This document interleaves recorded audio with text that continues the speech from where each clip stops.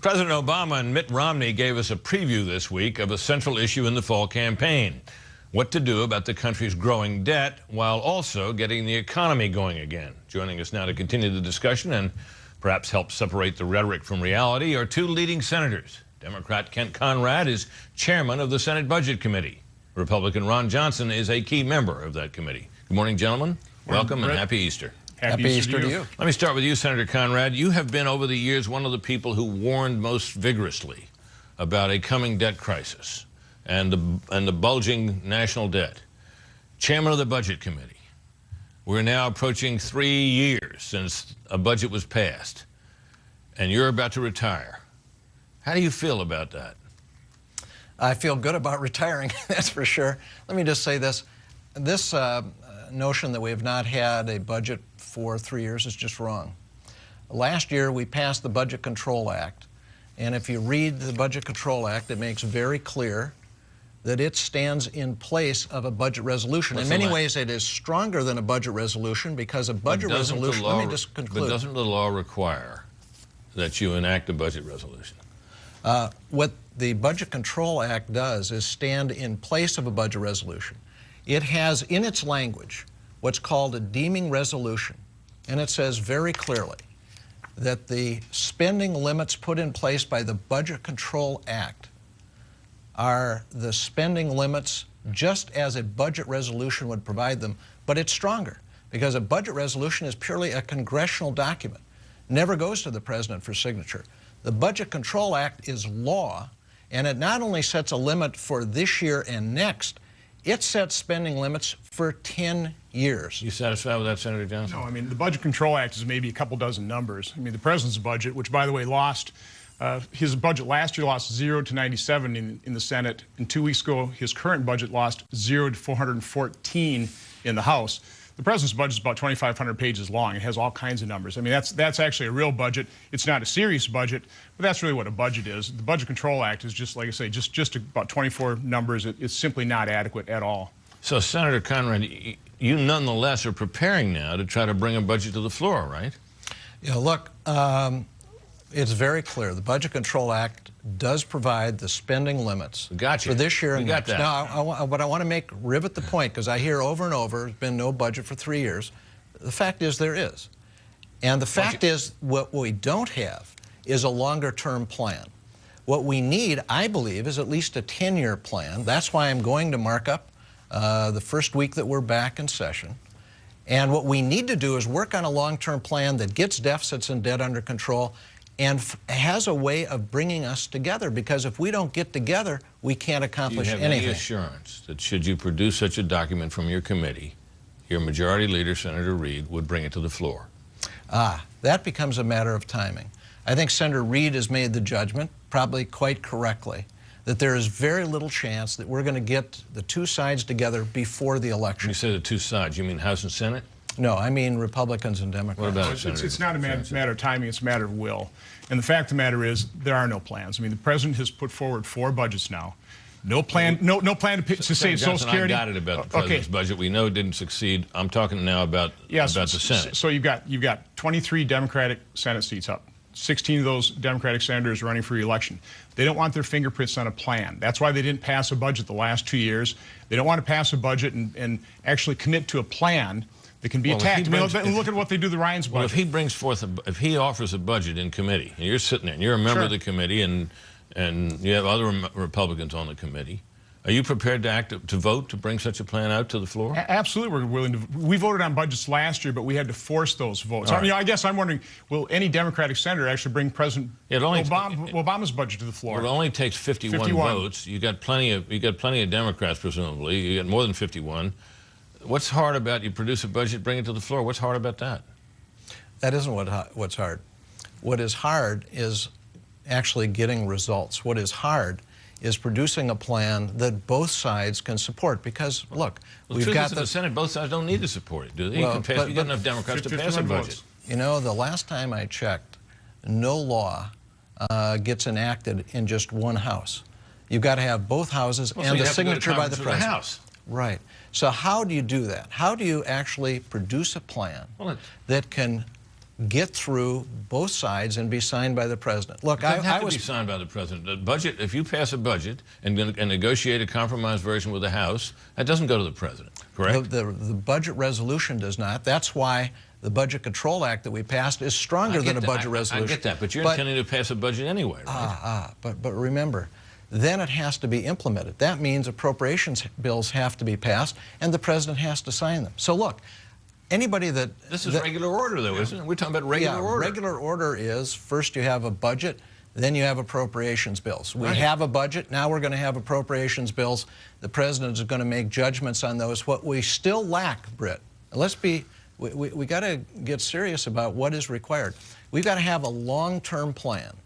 The only way you're going to have a long-term plan that's sustainable is if we get Democrats and Republicans to agree. I was part of the Fiscal Commission, Bowles-Simpson. Right. There are 11 of 18 of us agreed, 5 Democrats, 5 Republicans, 1 independent, and reduced the debt from what it would otherwise be by more than $4 trillion.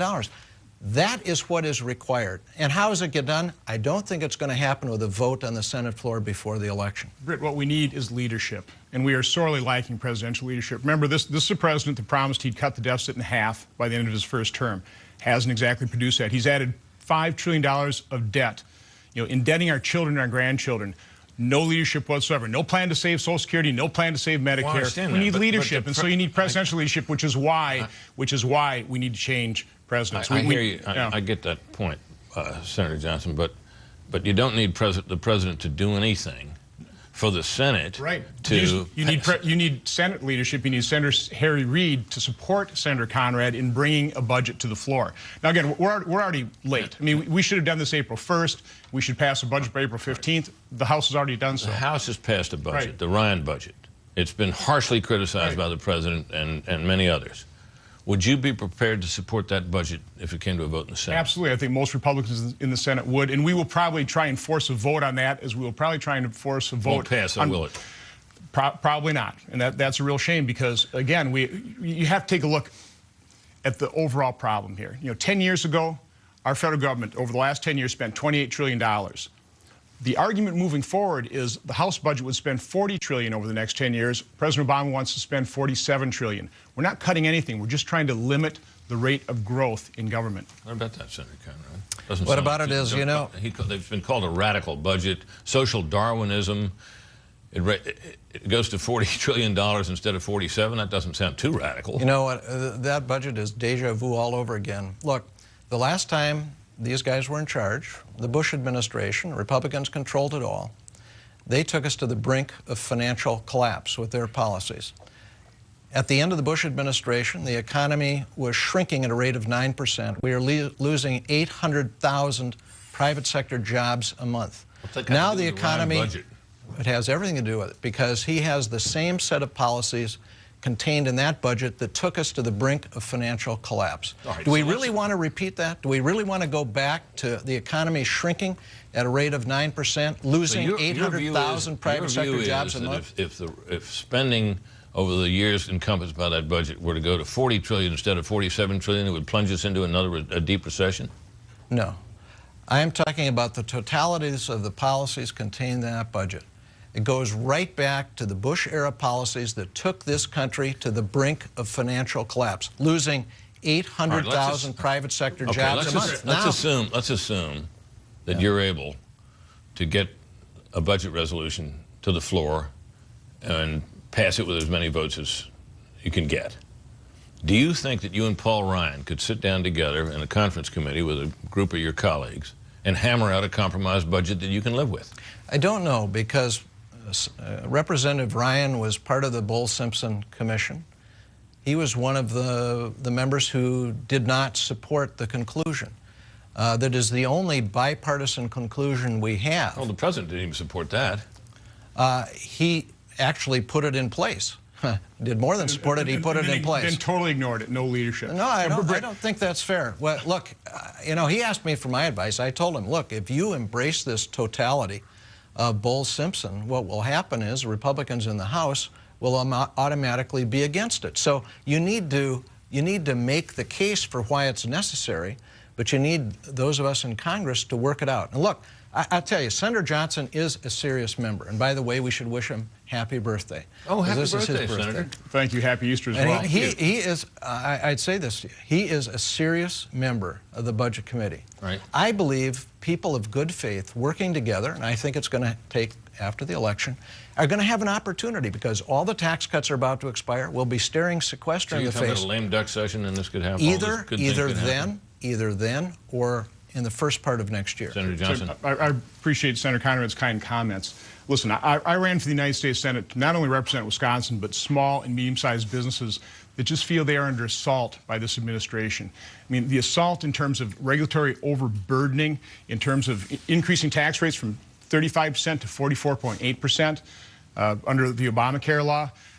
It is so dispiriting, so disheartening, which is why this upcoming election is so incredibly important to put ourselves on a path not of a government-centered society, but one of an opportunity society led by free people and free enterprise. I mean, it is an extremely stark choice in the November election, and that's really, I think, what's so important. I think it's the only way this is going to get done is with real leadership, and President Obama has shown himself not to provide any leadership whatsoever. Whatever failings you may believe the Ryan budget has, it does address the burgeoning growth of spending on health care, particularly, especially on Medicare. It also stabilizes the long-term debt-to-GDP ratio and starts bringing it down, which is the most dangerous metric. I understand.